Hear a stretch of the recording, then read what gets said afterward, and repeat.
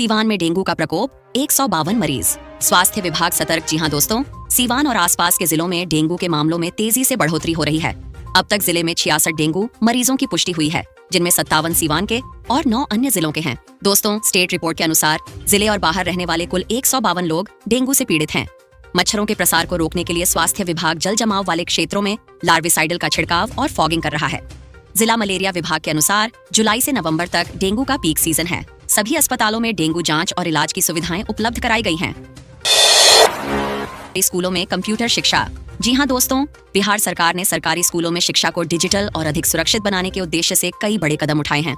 चौथी और 5वीं कक्षा के छात्रों को अब कंप्यूटर शिक्षा दी जाएगी और सभी सरकारी स्कूलों में कंप्यूटर लैब स्थापित की जाएगी। मिड डे मील योजना में प्रधानाध्यापकों की जिम्मेदारी कम करने के लिए 10 जिलों में पायलट प्रोजेक्ट शुरू होगा। अगले साल से छात्रों को अतिरिक्त कॉपियां और अनिवार्य आधार कार्ड की सुविधा दी जाएगी। साथ ही हाई स्कूलों के बाद अब अन्य कक्षाओं में भी सीसीटीवी कैमरे लगाए जाएंगे, जिससे स्कूलों में सुरक्षा और अनुशासन सुनिश्चित हो सकेगा। चिराग पासवान का दावा, झारखंड, महाराष्ट्र और बिहार उपचुनावों में एनडीए को भारी जीत। जी हां दोस्तों, लोजपा नेता चिराग पासवान ने कहा है कि झारखंड और महाराष्ट्र में हो रहे चुनावों में एनडीए को बड़ी जीत मिलेगी। उन्होंने बताया कि प्रधानमंत्री नरेंद्र मोदी झारखंड में चुनावी रैलियों के जरिए एनडीए के पक्ष में माहौल मजबूत कर रहे हैं। चिराग ने कहा कि पीएम मोदी की अगुवाई में भाजपा और एनडीए को जनता का भरपूर समर्थन मिल रहा है। बिहार में भी 13 नवंबर को पीएम दरभंगा और जमुई में रैलियां करेंगे। तेजस्वी यादव के दावे को खारिज करते हुए चिराग ने विश्वास जताया कि बिहार की 4 विधानसभा सीटों पर एनडीए उम्मीदवार जीतेंगे। बिहार सरकार का बड़ा कदम, पुलिस अधिकारियों को मिलेगा लैपटॉप और स्मार्टफोन। जी हां दोस्तों, बिहार सरकार ने अपराधियों से मुकाबले में पुलिस की डिजिटल क्षमताओं को मजबूत करने के लिए सभी पुलिस अधिकारियों को लैपटॉप और स्मार्टफोन देने का निर्णय लिया है। इस योजना के लिए 190 करोड़ रुपए का बजट मंजूर किया गया है। हर अनुसंधान अधिकारी लैपटॉप के लिए 60,000 और स्मार्टफोन के लिए 20,000 रुपए की सुविधा प्राप्त कर सकेंगे। इस फैसले से पुलिस अधिकारी अपराध स्थल पर ही डिजिटल साक्ष्य एकत्र और विश्लेषण कर सकेंगे, जिससे जांच प्रक्रिया तेज और पारदर्शी होगी। यह सुविधा 55 वर्ष से कम आयु के संपुष्ट सेवा वाले अधिकारियों को दी जाएगी। पटना में हल्की ठंड की शुरुआत, दिन में गर्मी बरकरार। जी हां दोस्तों, राजधानी पटना और आसपास के जिलों में हल्की ठंड का असर दिखने लगा है। लोग सुबह शाम हल्के गर्म कपड़े पहन रहे हैं, जबकि दिन में अभी भी गर्मी महसूस हो रही है। मौसम विभाग का कहना है कि अगले कुछ दिनों में तापमान स्थिर रहेगा और दिन में गर्मी बनी रहेगी। गृह विभाग ने अनुसंधान पदाधिकारियों के लिए लैपटॉप और स्मार्टफोन की खरीद को दी स्वीकृति। जी हां दोस्तों, गृह विभाग ने अनुसंधान पदाधिकारियों के लिए लैपटॉप और स्मार्टफोन खरीदने के लिए 190 करोड़ 63 लाख 20 हजार रुपए की राशि खर्च करने की स्वीकृति दी है। सभी जांच अधिकारी अपने स्तर से उपकरण खरीदेंगे और बिल के आधार पर प्रतिपूर्ति राशि मुख्यालय से मिलेंगी। लैपटॉप की कीमत 60,000 रुपए और स्मार्टफोन की 20,000 रुपए होगी। यह दरभंगा में एम्स शिलान्यास पर एनडीए का विकास पर जोर। जी हां दोस्तों, दरभंगा में एम्स के शिलान्यास कार्यक्रम के दौरान सांसद संजय झा ने विपक्ष पर संविधान का हवाला देकर जनता को गुमराह करने का आरोप लगाया। उन्होंने कहा कि एनडीए विकास के मुद्दे पर जनता के पास जाकर वोट मांगेगा, जैसा कि लोकसभा चुनाव में मिथिला क्षेत्र में भारी जीत से साबित हुआ। बिहार के स्वास्थ्य मंत्री मंगल पांडेय ने इसे ऐतिहासिक पल बताते हुए कहा कि 13 नवंबर को प्रधानमंत्री नरेंद्र मोदी द्वारा शिलान्यास के साथ मिथिला में स्वास्थ्य सेवा में क्रांति आएगी। यह बिहार का दूसरा एम्स होगा जो 8 करोड़ लोगों के भविष्य को संवारने में मदद करेगा। बिहार में धान खरीद की रफ्तार सुस्त, लक्ष्य निर्धारण और नमी प्रमुख कारण। जी हां दोस्तों, बिहार के 19 जिलों में 1 नवंबर से धान खरीद शुरू हुई है, लेकिन अब तक सिर्फ 3,526 मीट्रिक टन धान खरीदी जा सकी है। प्रमुख कारण धान में नमी और खरीद लक्ष्य का निर्धारण न होना है। मानसून की देरी के कारण खेतों में नमी बनी हुई है, जिससे कटनी में देरी हो रही है। इसके अलावा पैक्स चुनाव भी खरीद प्रक्रिया को प्रभावित कर रहा है, जो दिसंबर तक धीमी रहेगी। राज्य में इस साल 45 लाख मीट्रिक टन धान खरीदने का लक्ष्य रखा गया है। जमाबंदी पंजी की ऑनलाइन अनुपलब्धता, विभाग ने अभियान चलाने का लिया निर्णय। जी हां दोस्तों, राजस्व एवं भूमि सुधार विभाग ने जमाबंदी पंजी की ऑनलाइन अनुपलब्धता के कारण रैयतों को हो रही कठिनाई को देखते हुए सुधार अभियान शुरू करने का निर्णय लिया है। हालांकि 1 महीने बाद भी इस दिशा में पर्याप्त प्रगति नहीं हो पाई है। विभाग ने सभी समाहर्ताओं को पंजी 2 की स्कैनिंग और सत्यापन का निर्देश दिया है।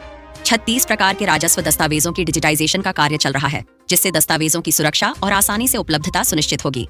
स्कैन दस्तावेजों को भू अभिलेख पोर्टल से डाउनलोड किया जा सकेगा। बिहार में जल जीवन हरियाली योजना के तहत 213 करोड़ की परियोजनाएं। जी हां दोस्तों, बिहार के 19 जिलों में जल जीवन हरियाली योजना के तहत 213 करोड़ रुपए की योजनाओं का कार्यान्वयन शुरू किया गया है। नाबार्ड इस कार्यान्वयन में मदद करेगा। जल संसाधन विभाग ने संबंधित जिलों के कार्यपालक अभियंताओं को स्थल जांच के आदेश दिए हैं। योजना के तहत किसानों को वर्ष भर सिंचाई सुविधा मिलेगी, जिससे सूखा और बाह्य स्रोतों पर निर्भरता कम होगी। इससे भूजल स्तर में वृद्धि होगी और पेयजल संकट में भी कमी आएगी। योजनाओं का कार्य 2 चरणों में पूरा होगा, जिसमें पहले चरण में 4 और दूसरे चरण में 15 जिले शामिल हैं। तेज प्रताप यादव ने पवन सिंह को नशेड़ी कहा, बयान सोशल मीडिया पर वायरल। जी हां दोस्तों, तेज प्रताप यादव अपने विवादित बयानों के लिए जाने जाते हैं और हाल ही में उनका एक बयान सोशल मीडिया पर वायरल हो गया।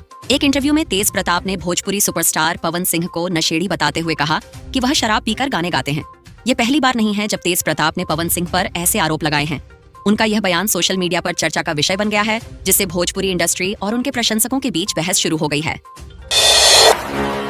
बेतिया राज की 50% जमीन पर अतिक्रमण, सरकार कर रही निगरानी। जी हां दोस्तों, अधिकारियों के अनुसार बेतिया राज की लगभग 50% जमीन पर अतिक्रमण हो चुका है, जो राज्य की सबसे बड़ी संपत्तियों में से एक है। पहले कोर्ट ऑफ वार्ड्स द्वारा प्रबंधित इस संपत्ति की देखभाल अब बिहार सरकार के राजस्व बोर्ड द्वारा की जा रही है। दिसंबर तक के आंकड़ों के अनुसार पश्चिम चंपारण जिले में बेतिया राज्य की 6505 एकड़ जमीन का लगभग 66% हिस्सा अतिक्रमण से प्रभावित है। इसके अलावा बेतिया राज्य की जमीनें सारण, गोपालगंज, पटना और अन्य जिलों में भी स्थित हैं। बेगूसराय में रेलवे कर्मचारी की मौत, राहुल गांधी ने मोदी पर साधा निशाना। जी हां दोस्तों, बिहार के बेगूसराय जिले के बरौनी जंक्शन पर शनिवार को ट्रेन की शंटिंग के दौरान इंजन और कोच के बफर के बीच फंसकर रेलवे कर्मचारी अमर कुमार की मौत हो गई। इस घटना पर राहुल गांधी ने मोदी सरकार को आड़े हाथों लेते हुए सोशल मीडिया पर लिखा, मोदी जी सिर्फ अडानी को सेव करने में लगे हैं। कि नीतीश सरकार ने बिहार खेल छात्रवृत्ति योजना 2024 को मंजूरी दी। जी हां दोस्तों, बिहार के मुख्यमंत्री नीतीश कुमार ने दीर्घकालिक एथलीट विकास कार्यक्रम के तहत बिहार खेल छात्रवृत्ति योजना 2024 को मंजूरी दी। इस योजना का उद्देश्य राज्य के प्रतिभाशाली खिलाड़ियों को वित्तीय सहायता देना है। छात्रवृत्ति को 3 श्रेणियों में बांटा गया है। जिला से राज्य स्तर तक के खिलाड़ियों को 3 लाख रुपए, राष्ट्रीय व अंतर्राष्ट्रीय स्तर के खिलाड़ियों को 5 लाख रुपए और ओलंपिक स्तर के खिलाड़ियों को 20 लाख रुपए की मदद दी जाएगी। पात्र खिलाड़ी scholarship.bihar.org पर आवेदन कर सकते हैं। इंजीनियरों से शपथ पत्र लेकर रिश्तेदारों के ठेकेदारी संबंधों की जानकारी ली जाएगी। जी हां दोस्तों, बिहार राज्य सरकार ने इंजीनियरों को शपथ पत्र देने का आदेश दिया है, जिसमें उन्हें यह बताना होगा कि उनके परिवार के किसी सदस्य या रिश्तेदारों का ठेकेदारी से कोई संबंध नहीं है। यह कदम भ्रष्टाचार पर काबू पाने के लिए उठाया गया है। इंजीनियरों को अपने परिवार के बारे में जानकारी देते हुए यह साबित करना होगा कि उनके रिश्तेदार संबंधित विभागों में ठेकेदारी कार्य नहीं करते हैं। यह आदेश बिहार राज्य पुल निर्माण निगम, पथ विकास निगम और राष्ट्रीय उच्च पथ प्रभाग के इंजीनियरों समेत सभी अभियंताओं पर लागू होगा। एसटीएफ ने मूर्ति चोरी के आरोप में 4 आरोपियों को किया गिरफ्तार। जी हां दोस्तों, सदर अनुमंडल पुलिस पदाधिकारी राजकिशोर सिंह और मशरक के अनुमंडल पुलिस पदाधिकारी अमरनाथ के नेतृत्व में विशेष कार्यबल एसटीएफ ने मूर्ति चोरी के मामले में 4 आरोपियों को गिरफ्तार किया। तकनीकी अनुसंधान और सूचनाओं के आधार पर एसटीएफ ने जलालपुर थाना क्षेत्र के मिसरौलिया गांव के मनोज कुमार, पिंटू कुमार, पप्पू कुमार मांझी और भिट्ठी शहाबुद्दीन गांव के पप्पू कुमार को गिरफ्तार किया। बिहार स्टूडेंट क्रेडिट कार्ड योजना, आवेदनों पर तिथिवार कार्रवाई। जी हां दोस्तों, बिहार स्टूडेंट क्रेडिट कार्ड योजना के तहत आवेदनों की प्रोसेसिंग में देरी से छात्रों को शिक्षा आहरण समय पर नहीं मिल पा रहा था, जिससे उनकी पढ़ाई में रुकावटें आ रही हैं। इस पर बिहार राज्य शिक्षा वित्त निगम के मुख्य कार्यपालक अधिकारी मुकेश कुमार लाल ने सभी जिलाधिकारियों को निर्देश दिया है कि आवेदनों पर तिथिवार कार्रवाई की जाए। अब सभी डीआरसीसी प्रबंधकों को आवेदनों की समय सीमा के अनुसार सूची तैयार करनी होगी, जिससे पहले आने वाले आवेदन पर पहले कार्रवाई हो सके। समय पर कार्रवाई नहीं होने पर संबंधित अधिकारियों के खिलाफ कार्रवाई की जाएगी। एयरफोर्स स्टेशन के पास तेंदुआ का शिकार करते हुए वायरल। जी हां दोस्तों, सोशल मीडिया पर एक तेंदुए का वीडियो वायरल हो रहा है, जिसमें वह एयरफोर्स स्टेशन की चहारदीवारी के पास रात के अंधेरे में बछड़े को शिकार बनाकर जंगलों में ले जाता है। कार की लाइट पड़ते ही वह बाउंड्री पर बैठ जाता है। तेंदुआ के आदमखोर बनने का खतरा बढ़ गया है, हालांकि अब तक वह ऐसा नहीं हुआ। प्रशासन और वन विभाग तेंदुआ को पकड़ने के लिए प्रयासरत हैं, जबकि आसपास के गांवों में दहशत का माहौल है। कई स्कूल और निर्माण कार्य बंद कर दिए गए हैं। सुरक्षा व्यवस्था भी कड़ी कर दी गई है।